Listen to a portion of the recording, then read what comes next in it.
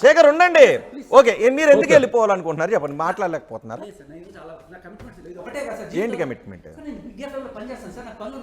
మీరు వాస్తవాలను తెలిసే సమయంలో అంటే అవాస్తవాలా వన్ సైడే వెళ్తుంది, మీరు మాట్లాడలేకపోతున్నారా శేఖర్?